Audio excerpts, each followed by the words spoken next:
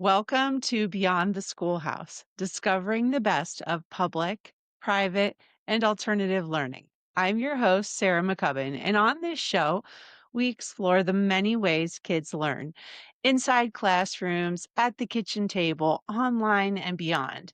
Each week, you'll hear conversations with parents, educators, authors, entrepreneurs, and education leaders who are reimagining what learning can look like. Our goal is to inspire and equip you with stories, strategies, and resources so you can make the best education choices for your family right now. Most of the time, you'll hear me hosting, but I won't be doing this alone. My co host, Simit Patel, will join me for some conversations. Together, Simit and I also run schoolmaking.com, where we help parents and communities start, run, and resource their own homeschool groups and micro schools. In this very first episode, Simit is stepping into the interviewer's chair to help you get to know me, my story, my family's experiences with 9 kids and multiple school models, and the vision behind Beyond the Schoolhouse. And don't miss episode 2, where I will flip the tables and interview Simit about how we started working together and what drives his curiosity in education. Let's get started. Hi, my name's Simit Patel. I'm the co-founder or business partner with Sarah. Sarah is going to be sort of the host of this podcast, and we thought a good way for you to learn a bit about about her would be for me to interview her. That way, you can sort of know what's coming up, who you're talking to, who you're listening to, and that sort of thing. Sarah, well, I already know you, but do you want to give yourself or introduce yourself a bit to the listeners? Okay, well, this is really fun to be meeting people for the first time and meeting people that I already know. I am a mom of 9. I've been in the homeschool space for a very long time, and I have kids that are homeschooled, public schooled, private schooled. I have done all the things. My youngest is 7, my oldest is almost 23, and so I love all kinds of alternative education, and I've worked as a homeschool blogger. So I'm really excited about creating this podcast as a space where people with innovative ideas can kind of come together and share what's working for the kids that they're helping. So I'm really excited. We do have to. So I'm going to ask, since I know you, I'm going to ask questions that I feel like many people would want to ask, but maybe Sure. are a little shy to ask or Sure. hesitant Go to ask. ahead. So we have to. One of my favorite facts about you, which I always, whenever I mention you to other people, I always like, we're going to need to pause on this fact. 9 kids is a lot for relative to most people. I know you have a big family, so it's like par for the course. But Yes. so what can you elaborate on what led to having 9 kids? Like, was there a motivation? Was there sort of, because me, I have 3 kids and, maybe we would have had fourth, but we were getting old. So sort of clock ran out. But even that was like, I don't think we could have ever gone beyond 4 at the absolute most. So Okay. 9 is like, wow. Like, Okay. so what is the, the thought Well, process, the vision, if there was yes. one? Well, my mom is one of 11 kids. So, like you said, a lot of kids kind of run in the family. And I jokingly told my husband when we were dating that I wanted 10. And so that's always kind of a nervous thing for me now because I think I'm done having kids. And I always said I wanted 10. I think the motivation, though, for having 9 kids is well, we're both biological and adoptive parents. We were foster parents for 8 years. And I have always wanted a lot of kids because I grew up in a family that believed that children are a blessing, no matter how chaotic and wild and expensive they are. We believe that children are a blessing. And, that is difficult to believe sometimes when your house is being destroyed or when they're being chaotic or the police are at your door or whatever. I'm not saying that's happened a few times, but we believe that children are blessings. So we were we became foster parents when we had 5 kids, and then we adopted 3 more. So we had 7 kids, 9 and under at one point, and then a few extra. So it was crazy. Yes. So you mentioned that you also adopted, right? Yes. So that's always something, and I'll just personally, my wife and I briefly discussed it. We never really got very far along. I was Mm, always more concerned personally that like am I going to be able to, especially when you have biological children, am I going to be able to love this child Mhm. as you need to when you're a parent? Mhm. And then also there's other concerns that I had, which it scared me. Were like, when they get older, are they going to? How are they going to react? Oh, you're not actually my parent. Like, I don't feel connected to you. There's a connection you have with them, you don't have with me. So, All of that's what real. can you talk a little about the adoption experience, or maybe what motivated you? If you had any of those concerns I had, you Mhm. know, are they Yeah. real or not? Well, I had always wanted to adopt. I grew up next to a family that had like 25 adopted children. So they had adopted all these special needs kids. And my husband's aunt and uncle also have about 20 adopted kids. And that experience, watching two different families take in kids and kind of lay down their own personal preferences and their own, idea of what a normal family looked like in order to meet the needs of kids was very powerful, especially seeing it in two different homes. So we decided to become foster parents because we knew a girl that was going into foster care. And and then her brother was gonna go in as well. So, we became foster parents specifically because we were meeting the needs of kids that we actually knew about, and then we stayed foster parents through the adoption and then fostered other kids and adopted another son and whatever. But that was kind of the doorway in. We were foster parents through like children's services.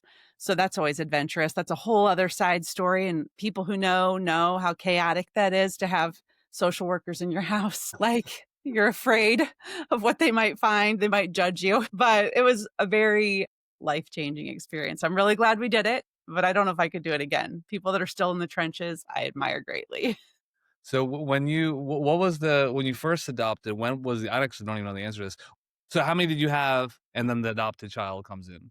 Okay. Our son, our we had I had just had our 5th baby in August, and 2 months later, we became foster parents and took in our number 6, and his sister actually went into foster care at the same time, and she lived at our neighbor's house because our house wasn't, it didn't have the right number of bedrooms with the right number of kids in it. We had to redo some rooms. And so she lived there for a year, and then she came to live with us. So we had 5, then we added 6, 7, then we fostered for a while before we added a couple more. So how old were the first two adopted children when they came in? Our adopted son, he was just 10 months old. So he and my biological son are like 9 months apart, 9 or 10 months apart. They're very close. And his sister was 8 when she came to live with us. So they were like 3 and 10 when they were adopted. Okay, wow. But so you had. I just want to make sure I'm understanding this correctly. You had basically a 2-month-old, right? Yep. And then you had a 10-month-old. You said the adopted. Yes. Okay, so really small, especially at 2 month, and then an 8-year-old, right? In addition to the other. Yes. Okay. Yes. Wow. Okay. So that must have been. Yeah, you didn't know me then. So I'm I learning would something. not have been doing this then. Right. There's no time. There'd be a lot No more time. challenging. Wow. That's okay. So you've already got a pretty packed house Mhm. relative to most people's idea of a Mhm. house. And then when did you start homeschooling them? When and why? Had to take it as you wish. Okay. We started homeschooling when our oldest was 5, and actually we were gonna use an online charter school. We did start with an online charter school because I wasn't planning to homeschool, but I did want him at home because my husband worked nights, and I knew that if he went to school, he wasn't gonna see my husband very much because of the overlapping schedules. So that was actually the reason we started with the online charter school. That lasted about 6 months into kindergarten, maybe not Sorry, even. Huh? real quick, was this? 2007. Okay, so there was an online charter school in 2007. Yes. Okay. Yes. It was You terrible, but anyway. well, you might have been one of the first. You're like pioneer, I feel like, 'cause there's too many I online. knew some people that did it for a few years before me, but it was pretty new. Yes. Okay. Sorry, continue. No, no. Yeah, so then I didn't like it for kindergarten. I didn't realize I had an educational philosophy. I'm a huge fan of helping people find their educational philosophy now, but at the time, I was a mom. I thought kids just go to school. And doing the online charter school made me realize, wow, there's some things I really don't like about this. And that, in my case, was that my son he had like a ton of schoolwork and he was 5 years old. They sent a huge box and it was, yes, language arts and math, but a ton of science and history and geography and art. They even had a play you were supposed to act out in your living room with you, yourself, and you. Like it was crazy. It was so much for kindergarten. It was terrible. And I was so overwhelmed because I had two other kids. They were all little. And at that point, I realized that what was important to me when he was 5 years old was that he learned to read and do math. And that was all I cared about. And so that's when we pulled him out to homeschool. And I think a lot of parents are kind of in the same boat where when they start, they don't really realize that they do have priorities, but then, your first educational experience tends to start refining that for you. So that's what I hope we can do on this podcast is help parents kind of see all the options so they can refine things quickly, find things that would work for their family, for their kids. So when your oldest was 5, he had that kindergarten experience. You're like, no, this is not it. You took Yes. him out. So then what would be the equivalent of first grade, right? You started doing at home. Yes. So for first grade, we homeschooled. We just did normal homeschooling. And that year, I I used to have an online scrapbooking business and I invited all these women to my house to scrapbook. And one of them was a homeschool mom. And she told me about a homeschool co-op that met 10 minutes away and invited me to join. So for second grade, we joined that homeschool co-op. And we also joined micro school. He went to a micro school 2 days a week and we went and did a homeschool co-op 1 day a week. And so we kind of got our feet wet in two places at once. And then you've still there's like 4 other kids at home, right? All that are before any kind of education, any kind of formal education. When he was little, is that what you're saying? Right. Yes. Yes. Yes. I'm trying to get back to that first, second grade when your oldest was Yes, around that time. yes, yes. So the ones that were not school age came along to the homeschool co-op, and homeschool co-ops often have activities for like preschool kids and things like that, and ours did. So they participated in that, but they didn't do any other schoolwork.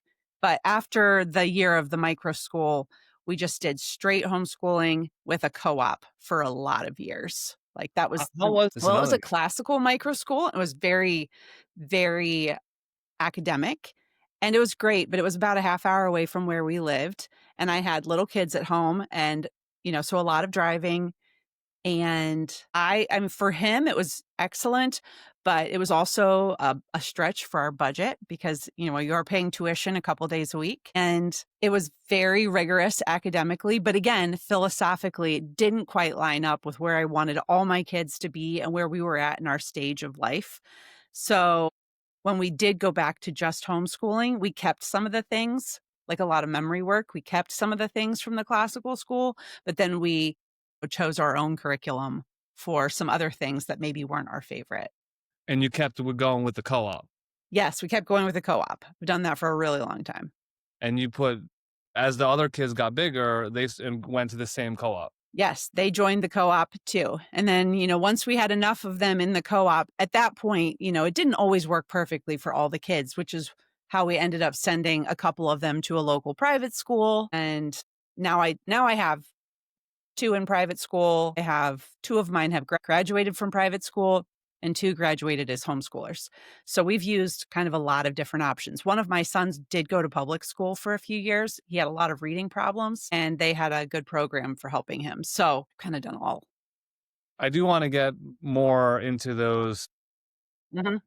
various schooling options, why you chose each one for each child, things like that. But I want to make sure that we touch on your co-op leadership. So one, let people know that you were a leader of a co-op, and then how did you come into that position?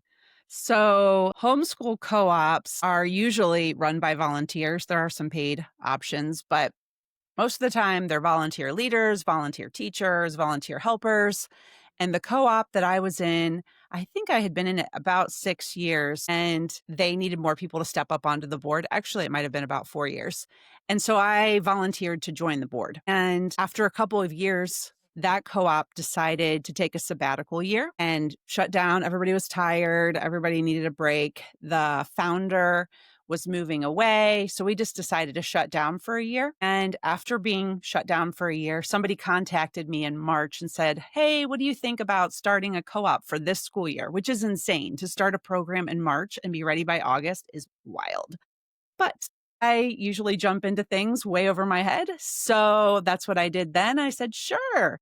So I contacted everybody I knew that might want to join a co op. And we had a meeting like 2 weeks later. All these moms came to my house and we planned out what a co op could look like if we all had kind of different ideas of what we wanted. So we basically restarted that co op and I led as the director for 6 years. And we had about 150 kids, 50 families, something like that before I stepped down when I burned out. And that means you found, I mean, that's like you basically running your own school here, right? Yes. We only met 1 day a week. We did academic classes in the morning and then electives in the afternoon. But it's like, for people that don't know what homeschool co-ops are, some of them are academic and the academic ones are kind of like school 1 day a week. So yeah, they Like have a full day, academic like and fun classes. Say that again? nine to three, or it's like a full Yes. day kind of. Yes. It was Okay. like 9 to 3. All So it right. was a full day and we did field trips and we did parties and, graduations at the end of the year and all the recognition night and plays and things like that you would get with a school, but we only did it 1 day a week and we were all volunteers. All We the had 150 kids, preschool to seniors. We had everything. and I'm assuming they're grouped into. Yes, you don't group them the same as you do in school. You might have like 4 and 5-year-olds together, or 3 and 4, and then kindergarten and first, second and third, fourth and fifth, something like that. 2 or 3 grades together at a time, usually. Okay, so 2 or 3 kids together. Let's say you've got some 9-year-olds mixed with a 10 or 11 and maybe an Yes. 8-year-old in there, that type of thing. And then so there's 1 day of class instruction, and then are they Yes. given assignments, like, for the week? Yes. Yes. Every teacher would make a syllabus for the year. We use traditional curriculum for all our academic classes. So a teacher would make a syllabus and they would say, I think our co op met on Monday. So, here's what we're doing on Monday. And then here's what you need to do on Tuesday, Wednesday, Thursday, Friday at home. And we usually tried to do the fun stuff at co op or messy things. So the science experiments, the art projects, the history projects, the things that would be more work for parents to do at home. We tried to do those things at co-op. So all they were doing at home were the book work, things that were less intensive. So that's how we structured it. There's, like, so many different things we could go with it. Okay, so, this is a lot. Now, one question, because I feel like I'm always concerned about this with my kids. I'm sure this was a common thing. Were the kids able to establish, you say they had real friendships there, or was it not? Because, a lot of people like traditional school, because, like, hey, this is where you're gonna make your friends. Obviously, it can go the other way too, where you this is Yes. where you find someone who's really gonna be your enemy or is gonna, Right. The wrong traumatize kind you. of friend. Yes. Exactly. Yeah, there's the other guy, so you don't wanna be friends with that kid. But were they able to establish, like, let's put it this way, how was the social dynamic there amongst the kids and their friendships or a sense of community, that type of thing? Yeah. That's always a huge question for homeschool families. And I think that in our group, it was a large group. So it did make it easier to find friends because there was not just a few in each age group. Every class had like 10 to 20 kids in it.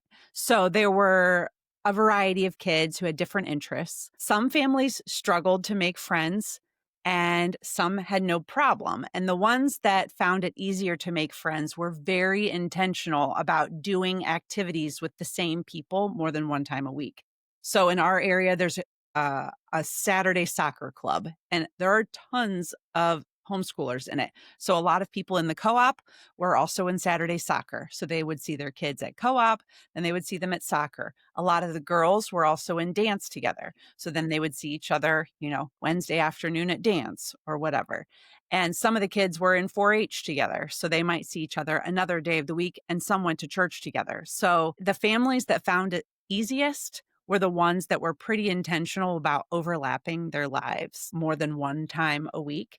Some families would come and they would say, like, we're coming to co op so we can make friends, but then they wouldn't do any of that extra stuff. And it was harder for them, you Right. know? So I think that's kind of the difference that I saw over the years is it did require some intentionality, which it's easier when you take them to school Right. because for the parent, it's easier most of the time, unless you have a kid. I mean, I was the kid that had a hard time making friends. So I know it doesn't automatically happen at school, but it is easier because they're in the same space, 5 days a week.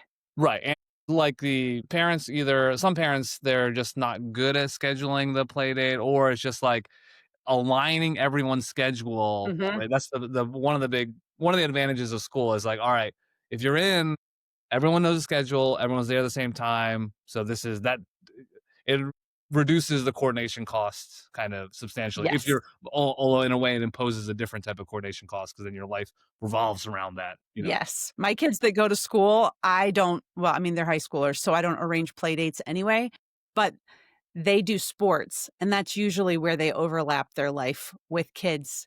Because a lot of times, even at least in private high school, they're not going to have classes with all their friends. So if they want to see those people, they need to do activities together. So one son did robotics and he would see those people every day.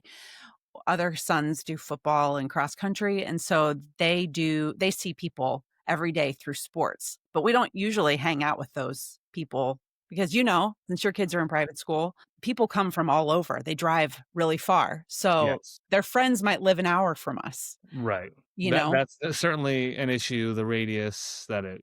Yes, that is a big problem. It's Right. yeah. Now the one other thing is just because I think the co-op experience is so fascinating, and probably there's so much we could probably do multiple episodes on that, just that alone. But you were the head of it, right? Right. So Mhm. could you go into a little bit about, like you mentioned, the teachers made like a lesson plan and then they would follow that for, you're gonna do some in-class work, the messy work, and you're gonna have assignments or some like reading or whatever to do Yes. in between classes. And then, but what was your relationship, and what was like the organizational structure? I mean, like, did the teachers report to you? Could you veto their syllabus? How did all Yeah. that work?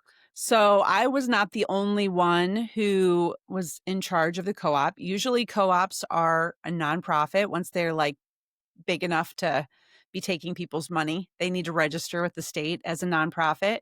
And so we were a nonprofit, which requires a board. And so I was the director. I was kind of in charge of communication, and we had a treasurer, and we had somebody who was over the teachers. So as a board, we had certain things that we would decide. Like we usually decided the academic curriculum. We would ask people's opinion, but we would kind of choose based on the goals of the co-op because we had a strong classical bent as well. A lot of the curriculum we used was more classical, but the teachers, so we had somebody that was over the teachers and she would work with them to create their syllabus. Now, once they had done it once or twice, or they didn't have too much trouble, but she would do a teacher training in the summer and she would explain what the expectations were. And then we had a due date, usually a few weeks before our parent orientation. They needed to turn in their syllabus, and that syllabus would have the textbook readings for the week. It would have any assignments on it, any projects they needed to do.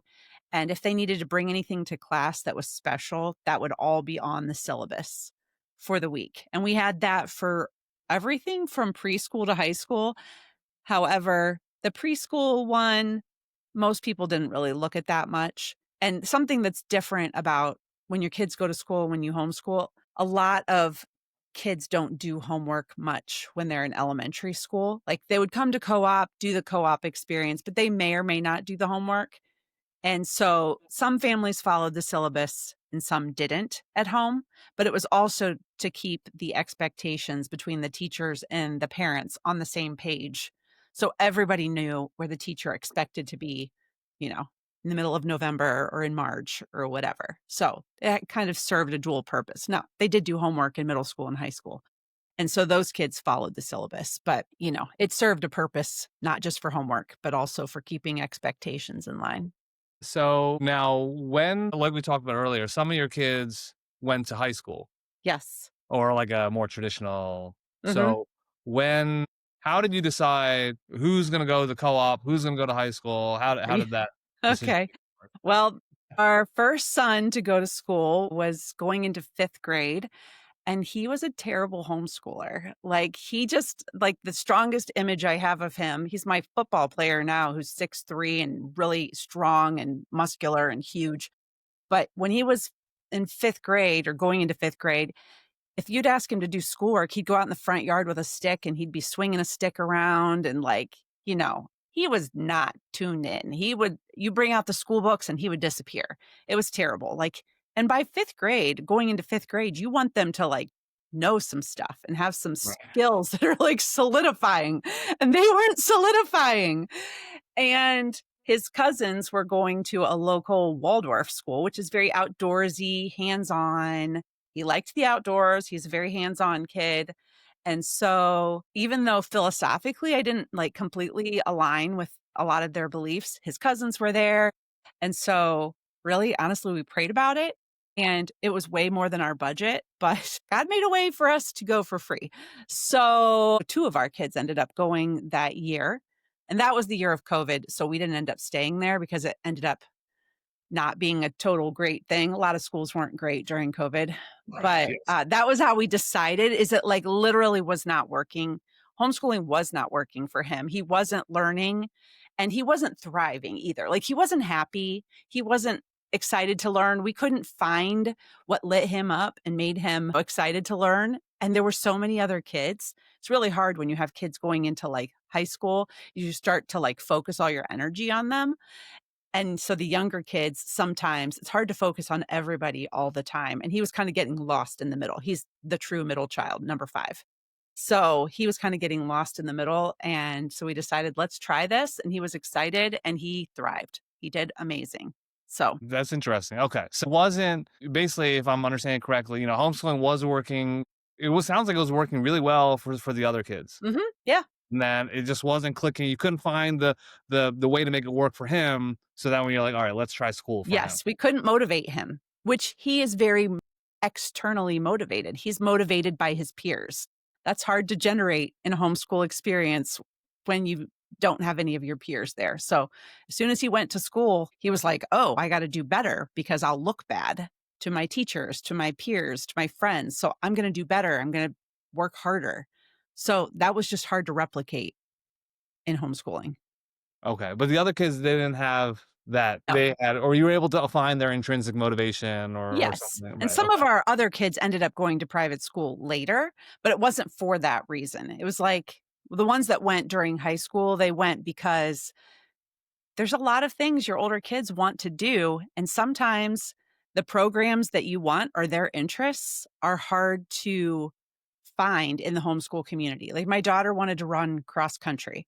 She could have done that through the public school, but we were also having a hard time, like, not motivating her, but she struggled with math a lot. And we knew that getting daily in person math instruction would be really helpful for her. And so she went, not only did she have daily math instruction, she went and saw a tutor every day. So she on her own went and got extra help, and she ran cross country and track, and she loves music and was able to join like handbells and things like that. So if those things are all hard to find in homeschooling, right? And my son went and joined an engineering program and robotics. So that was the reason for them. It wasn't because homeschooling was failing, it was just hard to find things for their interests. Did you get, you mentioned your daughter was struggling with math. Yes. Were you able to, or was someone able to, in the time when she was homeschooled, able to provide her with good math instruction? I know with my kids, like, I'll try to teach them something, some kind of math. They're younger, elementary age, and then they won't quite get it right away. I'll get frustrated, and then they'll go to school. The teacher will teach them, and then they learn it. and then I can reinforce that at home. But what I realized is that the teacher is just better at instruction. So did Yes. you have any Yes. of that, or For her, we actually sent her to a local school with a math teacher a couple days a week. And we also, I think, did an online program. I used so many math curriculum with her, but she just like had a hard time getting things. She was a really late reader, and so things just did not click. And then when I sent her to the local school for math instruction, they were using Common Core math, which some people love it. It did not work for her. None of us could figure out how to do the problems. Even my son that was in calculus in college, couldn't figure it out. So we tried. So I'm saying we gave it our level best as a homeschool family to find what she needed. And when she went to the private school, this I will say is the difference. When she went there, it's sink or swim. If you do not pass, if you do not work hard, they will kick you out. right, right? There's And no so her own internal motivation kicked in where there were no more excuses. It was like, I told her, you're going to have to work extra hard. You're going to have to work harder than everybody else to stay here. But if you want to stay here so you can run cross country, so you can do handbells, so you can do all these things you like, you're going to work extra hard. And so she went and did tutoring and all those things on her own.